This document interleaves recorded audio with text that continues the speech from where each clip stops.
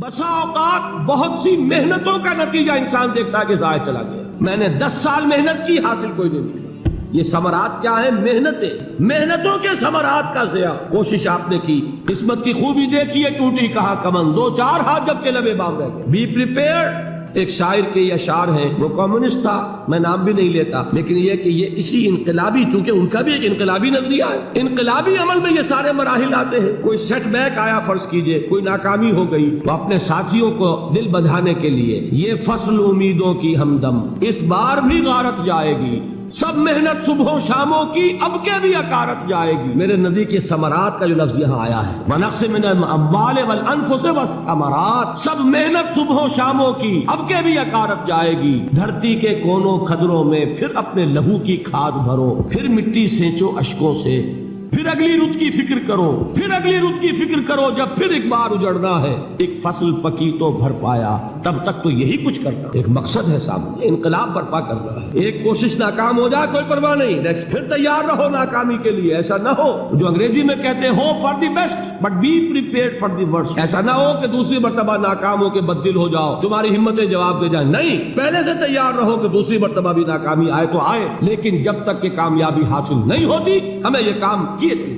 دیکھیے سیرت میں آیا کہ نہیں یہ بات؟ بدر میں مسلمانوں کو فتح ہوئی تو احد میں زک پہنچی کہ نہیں؟ 70 صحابہ شہید ہوئے کہ نہیں؟ اگر ان کی ہمتیں جواب دے جاتی تو گاڑی کیسے چلتی آگے؟ تو فرمایا وَلَنَبْلُوَنَّكُمْ بِشَيْءٍ مِّنَ الْخَوْفِ وَالْجُوعِ وَنَقْصٍ مِّنَ الْأَمْوَالِ وَالْأَنفُسِ وَالثَّمَرَاتِ، ہم تمہیں لازم آزمائیں گے خوف کی کیفیت سے، فقر و فاقے کی کیفیت سے، بھوک سے، جان کے نقصان سے، مال کے نقصان سے، محنتوں کے حاصل کے ضائع ہو جانے سے۔ وَبَشِّرِ الصَّابِرِينَ، اور اے نبی بشارت دیجئے صبر کرنے والوں، الَّذِينَ إِذَا أَصَابَتْهُمْ مُصِيبَةٌ، وہ کہ جب ان پر کوئی تکلیف آئے، کوئی مصیبت آئے، کوئی آزمائش آئے، قالوا إِنَّا لِلَّهِ وَإِنَّا إِلَيْهِ راجعون، وہ یہ کہیں کہ ہم اللہ ہی کے ہیں، اللہ ہی کی طرف لوٹ جانا۔ یہ وہی انداز ہے جو میں نے فارسی کا شعر سنایا تھا آپ کو کہ سر تسلیم خم ہے جو مزاج یار، وہ ہمارا مولا ہے، ہمارا آقا، اگر اسے یہی منظور ہے تو ہمیں بھی یہی منظور۔ میں نے تسلیم و رضا کی بات کی تھی نا، آپ کو کچھ شعر سنائے تھے، ایک شعر اور سنیے، اور یہ کس کا ہے؟ محمد علی جوہر کا۔ ایک مرتبہ جیل گئے،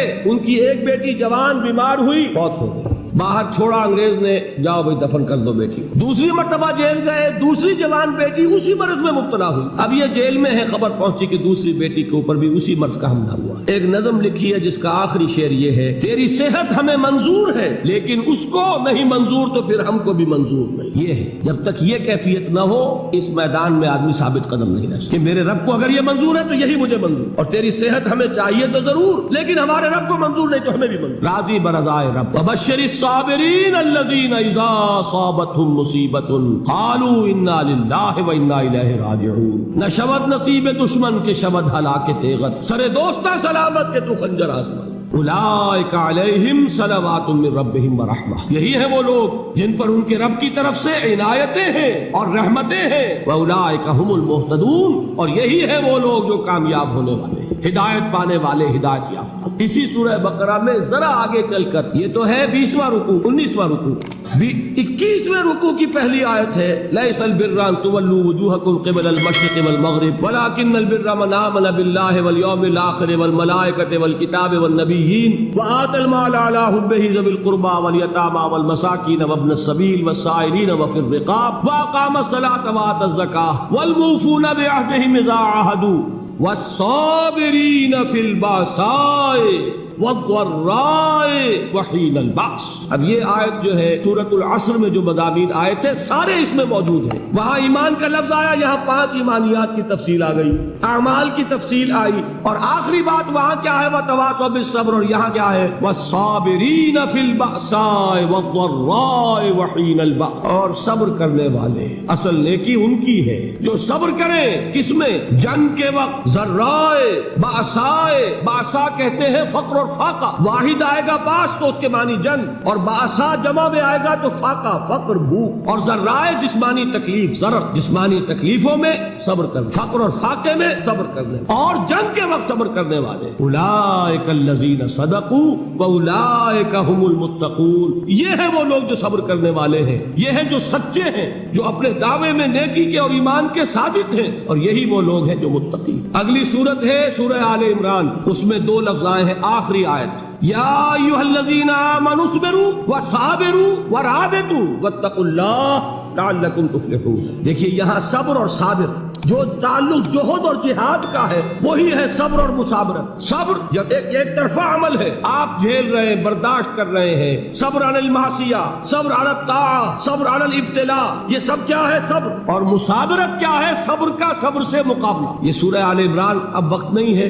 میں آپ کو سناتا اللہ تعالیٰ نے کیسے کیسے مسلمانوں سے کہا، مسلمانوں تمہیں زک پہنچی ہے تو انہیں بھی تو پہنچی تھی، ان کے 70 نہیں مارے گئے تھے بدر میں، ان کے حوصلے جو ہیں وہ تو پست نہیں ہوئے، وہ اگلے سال آ گئے تم پر چڑھائی کر کے، تم کیوں اتنا برا مان رہے ہو؟ تمہارے دل اتنے زخمی کیوں ہو گئے؟ تمہیں تکلیف پہنچتی ہے تو انہیں بھی پہنچتی ہے۔ اپنی غیرت جو ہے ہمیں ذرا اس کا جائزہ لینا چاہیے۔ لوگ باطل نظریات کے لیے کتنی قربانیاں دے رہے ہیں، لوگ باطل چیزوں کے فروغ کے لیے کتنی محنتیں کر رہے ہیں، جیسا کہ میں نے ابھی کہا تھا اسی غیرت کو چیلنج کرنے کے لیے، ذرا آپ کی حمیت دینی کو جوش دلانے کے لیے۔ قادیانی نوجوان کتنی تعداد میں اپنے آپ کو دین کے لیے وقف کرتا ہے، اور آپ کتنے نوجوان ہیں جو اپنے آپ کو دین کے لیے وقف کرتے ہیں، اور وہ کھاتے پیتے گھرانوں کے لوگ۔ یہ نہیں ہے کہ اگر کوئی اور کام نہیں کر سکتا تو پھر یہ ہے کہ وہ دین کے کام میں لگ جائے۔ باصلاحیت لوگ، کھاتے پیتے لوگ، ذہنی استعداد رکھنے والے لوگ، اونچے گھرانوں کے لوگ وہ وقف کریں اپنے آپ کو دین کے لیے، اس کے بغیر کیسے باہر آ جائے گی، کیسے رونق آئے؟ تو دنیا میں باطل نظریات والے جو ہیں، یہ بات کہی گئی ہے، مسلمانوں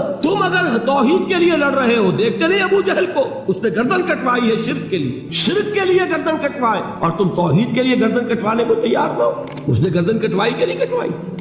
اور کس طرح کٹوائی ہے؟ کیونکہ بڑا متکبر قسم کا، فرعون قسم کا شخص تھا، جب گردن کاٹنے لگے تو کہتا ہے ذرا نیچے سے کاٹنا تاکہ جب تم نیزے کے اوپر چڑھاؤ میرے سر کو تو اونچا نظر آئے، معلوم ہو سردار کا سر۔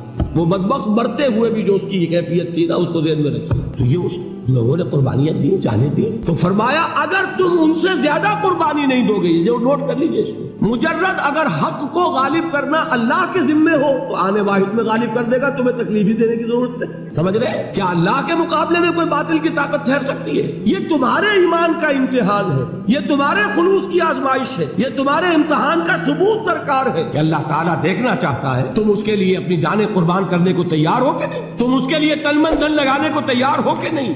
اور یہ جان لو کہ اگر کفار اور مشرکین اور ملحدین اور باطل نظریات والے وہ جو کچھ قربانیاں اپنے باطل نظریات کے لیے دے رہے ہیں، ان سے زیادہ اگر تم نہیں دو گے تو حق غالب نہیں ہوگا۔ انہوں نے جو صبر کیا ہے اپنے باطل نظریات پر، اگر تم اس سے زیادہ صبر کا ثبوت نہیں دو گے اپنے اس حق پر تو حق غالب نہیں ہوگا۔ اس لیے فرمایا یا ایھا الذین آمنوا اصبروا وصابروا، نہ صرف یہ کہ صبر کرو بلکہ صبر میں اپنے دشمنوں سے آگے نکلو، ان کے صبر سے بڑھ کر صبر کرو۔ ورابطوا، مرابطہ کہتے ہیں چوکس رہنا، ہوشیار، پہرا دو، ایسا نہ ہو کہ دشمن جو ہے غفلت میں تمہارے اوپر کوئی حملہ جو ہے کر بیٹھے۔ واتقوا اللہ، اور اللہ کا تقوی اختیار کرو، لعلکم تفلحون، تاکہ تم فلاح پاؤ۔